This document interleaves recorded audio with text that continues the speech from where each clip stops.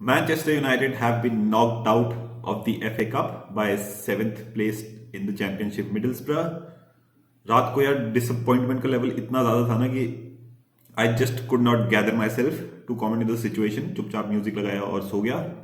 सुबह उठा तो यार डिसअपॉइंटमेंट खत्म ही नहीं हो रही थी दिमाग से. दिल अभी भी मेरा से छोटा सा होकर दुख दुख दुख दुख कर रहा था. और बाकी की कसर फिर मौसम ने पूरी कर दी. बुखार, जुकाम.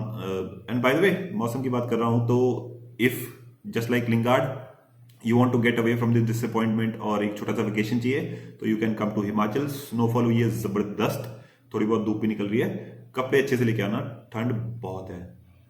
Getting back to the game, I think this was one of our best starts to a game this season.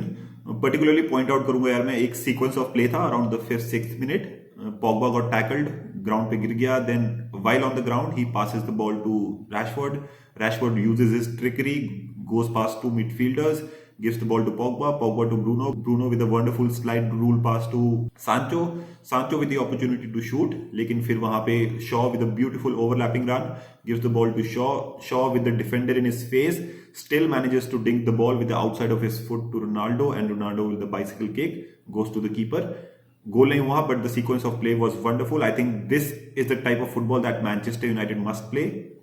Not just against tier 2, tier 3 sides, but against the best sides in the Champions League as well. I think this is the level of Manchester United. First half, we completely dominated the game.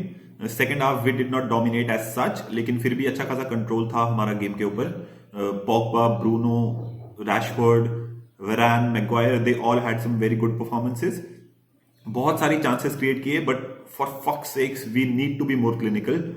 बहुत concern भी नहीं हूं मैं इस issue को लेके, because usually Rashford, Bruno and Ronaldo बहुत clinical हैं, तो इसलिए इतनी बड़ी प्रॉब्लम नहीं थी. असली प्रॉब्लम इस मैच में थी कि यार किस्मत, लक था मिडलस्ब्रो के साथ में, और साथ में रेफरी भी उनके साथ में था. Referee Anthony Taylor. somebody in the comment section, please explain it to me, how was that not handball? बहुत सिंपल सा है. हैंडबॉल की अगर मैं बात करूं तो सिंपल अंडरस्टैंडिंग है कि यू कैनॉट क्रिएट और score a goal with your hand. तो उस रूल को लेके चलो मैं I give it to the referee कि भाई he did not create the goal with his hand, he did not score the goal with his hand. But law के अलावा यार एक बेसिक अंडरस्टैंडिंग भी होती है रेफरीज की. See for example the last man tackle rule. कई बार होता है कि यार last man tackle players intentionally नहीं करते हैं, डिफेंडर्स इंटेंशनली नहीं करते हैं. इतनी लंबी स्ट्राइड्स होती हैं प्लेयर की.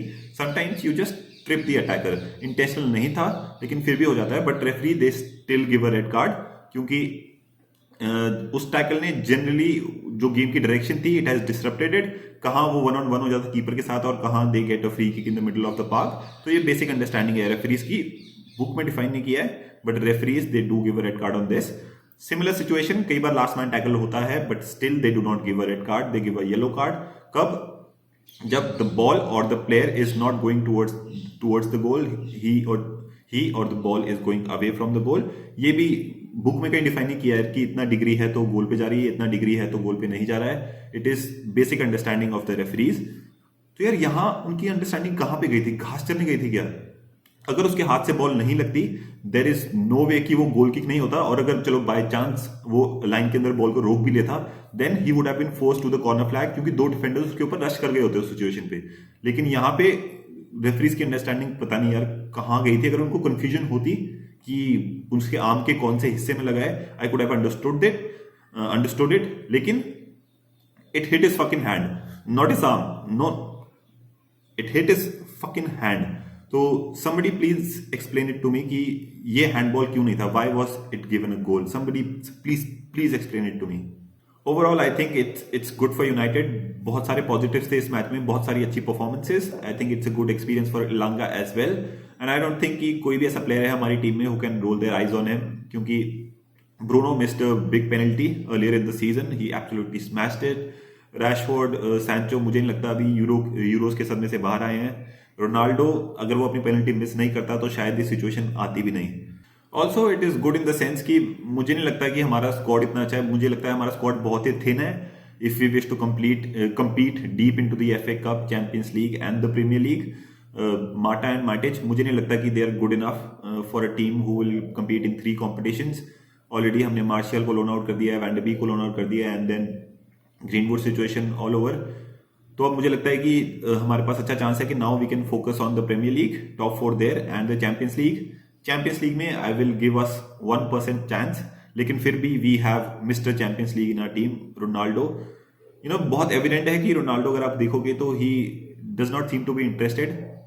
छोटे मोटे गेम्स में ऐसा लगता है कि प्रैक्टिस सेशन में आया है या फिर इतना सीरियस नहीं है, but when it comes to the Champions League he always turns up, और मेरे हिसाब से he is the greatest player, at least जब तक हम चैंपियंस लीग की बात कर रहे हैं। All right then, let me know in the comment section what you think of the game, और स्पेशली उस हैंडबॉल सिचुएशन के बारे में। I will see you in the next video then.